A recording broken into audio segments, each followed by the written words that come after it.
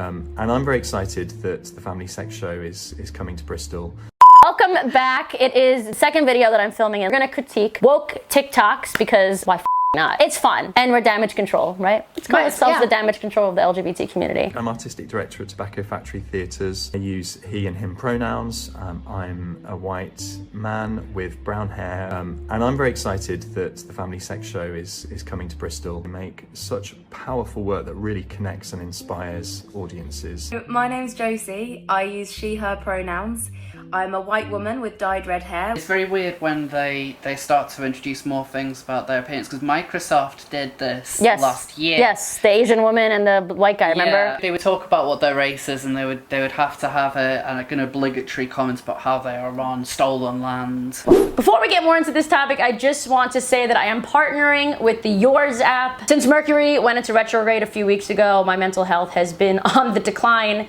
It is, of course, much better now after using the app, buying incense, buying a yoga mat, getting back into my spiritual practice. The one thing I've always struggled with is being able to shut down my mind. The meditation section of the Yours app is my absolute favorite. I learned that I can't just listen to music, I have to listen to somebody's voice guiding me or my mind will wander once again. Meditations help me lower my stress level, it helps me eat more, helps me sleep better. I highly suggest you go and check them out. If you do, make sure you click the link in the description below. You will get 60% off a yearly subscription if you use the code Ariel. Go and check them out, link in the description below. It's, again, all of this is meaningless. Like, you know, you're saying, like, this is for somebody who's blind, but why would a blind person need to know that she has brown hair? They don't know what brown is. They're not gonna, They don't know what brown is. You don't need to know any of these details, but all it would have taken to have added this on is for somebody to say, this would be nice for the people who have like difficult seeing. If you have a problem with it, you know, you're discriminating against them. So you know that's the only reason why you can be against this, is if you're discriminating. So why don't we add this on? And that's how all of this snowballs. It's the same with the pronouns. Yeah. Because this would be nice for some of the trans people, so it helps them feel included. Right. Oh wait, you're against adding the pronouns? Well, you must be a bigot. Right. Trying to be nice. Right. It's how all of this begins. It sounds stupid. Your average person would agree that this sounds stupid, but this is how things are going. And you will see more things being added on top of this. It wouldn't surprise me if people were to start adding things like what their own personal beliefs are. Like, they might start to add what their religion is. You can easily see it going further and further, because, well, nobody wants to be mean. You just need the activist types get in and will push this being a nice thing to do. Isn't this nice? We're being very nice. We're being nice. Again, it's that moral superiority thing. Like, we're the ones who are the most accepting and the most lenient and the most, you know, it's moral, most inclusive. I have been making and producing the Family Sex Show along with lots of other people over the last few years. Or you might just be wondering why we thought making it was a good idea. We wanted to make something that came at the topic of relationships and sex in a light way, in a way that would encourage people to ask questions and to allow for that space of vulnerability and creative or alternative relationships and sex education. And mostly, if we know our bodies, then we know our rights. So at first I was against this, and then I spoke to my friend Lacey Green, and she actually threw a few statistics at me. The average age, at least in America, that kids, and I say kids because that's what they are, find porn on their computers or whatever, is 8 years old.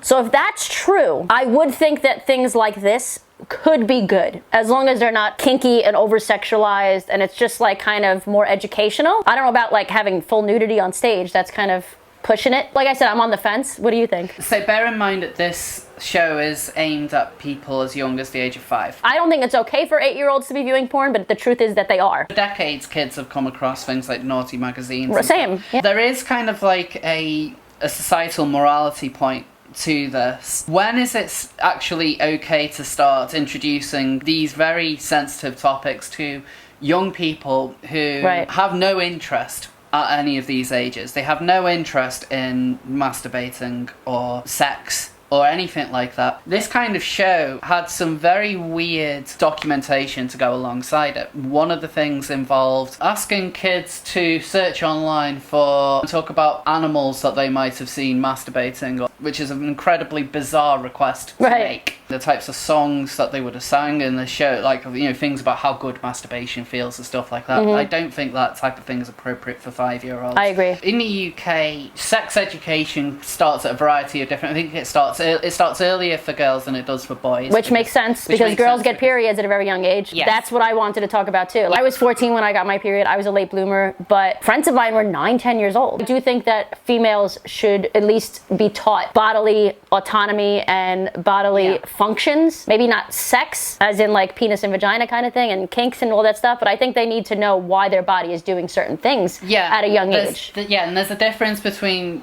teaching puberty and the kinds of changes that they might have to what this woman openly described as like alternative sex. Primary reason why there's been things like sex ed in schools is because of things such as teen pregnancy. It's one of the reasons why it was brought in, and it's to kind of avoid teen pregnancies from happening. And I know that at least in some of the earlier years when sex ed was first brought in, I think this is mentioned in Thomas Sowell's book Vision of the Anointed, is that actually teen pregnancy rates rose for at least a short period afterwards. Wow. So it's whether or not they actually they are ultimately teaching kids like this is how you do it. Whether or not, I don't know in the long run. I mean, maybe now I would probably think that teen pregnancies will have dropped. Right. I think that what's mentioned in Sowell's book is very specific to like the 70s. That time period, right. Like it could be specific to that time period. They really need to be taught about things like oral sex or anal sex or lesbian sex acts, and I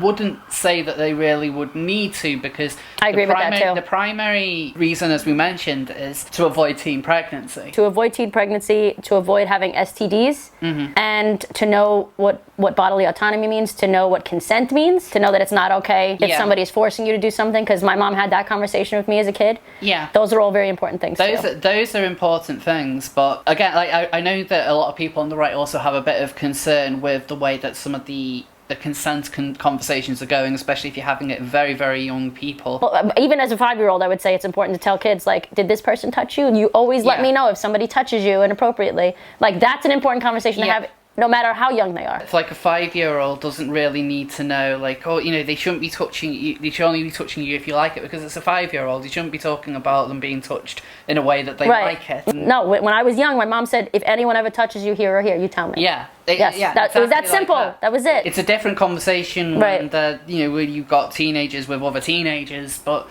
family sex share was something which was very weird. I don't think they really had like the kind of child protection considerations in there that they claimed that they had. It was relatively controversial, which is why it was eventually pulled from a lot of theatres. That might have been pulled from all of them at this point. And it's funny because the UK is like super progressive for the most part. Yeah, the UK is a very progressive place, and you have things like sex education in schools. What we're seeing now are these very hypersexualized like people trying to push this kind of like weird education when these teenagers don't really need this. If we're doing this on the back of porn being on the internet, it says a lot more about us as a society rather than what children should actually be learning at. We should be looking at protecting them more than just saying we've made this warped, degenerate world, and so we now need to make sure our kids can handle the warped, degenerate world around them. Because my main issue, one of my main issues is when kids are finding porn, they're going to see themselves in that porn. Does that make sense? Like I did that as a kid. That sounds like a pedophile thing to say. That's not what I mean. No, what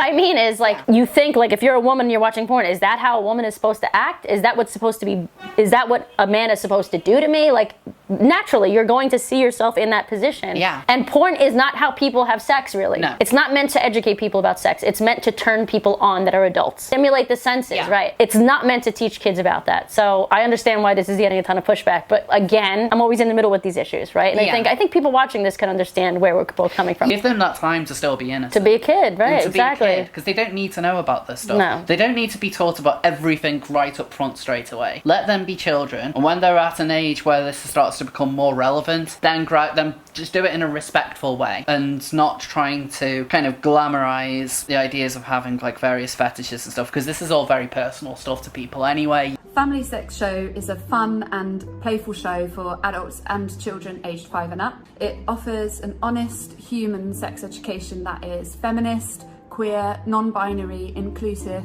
and sex positive. This show can allow audiences of all ages to feel confident about their bodies, their boundaries, and their sexual health. Talking about boundaries is good, but not in the sexual sense, because when you're 8 years old, you're not sexual. 5-year-olds are not sexual, so it's not a sexual boundary. It's a human boundary. I don't even know what you would call it. Like, it would be an uncomfortable situation for someone to be touched. 5-year-olds as a 5-year-old where they didn't want to be touched. Yeah, not a sexual thing. 5-year-olds don't need sex positivity. Right. The fact that she can actually say 5-year-olds and sex positivity in the same sentence is disturbing. And also bear in mind that she mentions that this is like queer, non-binary, which just proves that it's an agenda. Yes. It's very. Yes. This is very agenda driven. This is not something where they're just kind of giving basic facts. This is going to go in with a very, very specific agenda which they want to imprint on children as young as 5. You would never see a Christian church using these people to teach 5-year-olds. Not because they didn't think it was okay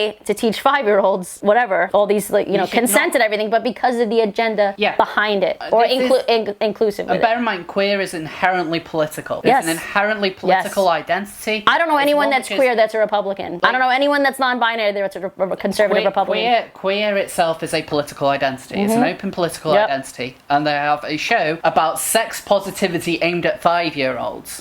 That's all you need to say. Do you think it's okay for a political sex positive show aimed at 5-year-olds to go ahead morally? No. So that's what we think. You and I think that we're right. Yeah. But what do you guys think? Let us know in the comments. Thank you so much again to the Yours app for making meditation and mindfulness easy, because people like me, it's not easy. Let's be real. We need this app. Go and download it, click the link in the description below, or use the code Arielle for 60% off a year subscription, which is a huge bonus. And other than that, I'll see you guys back here in a few days with a brand new video. Until then, I love you. Love yourselves. Stay away from the woke bullshit. Bye. Bye.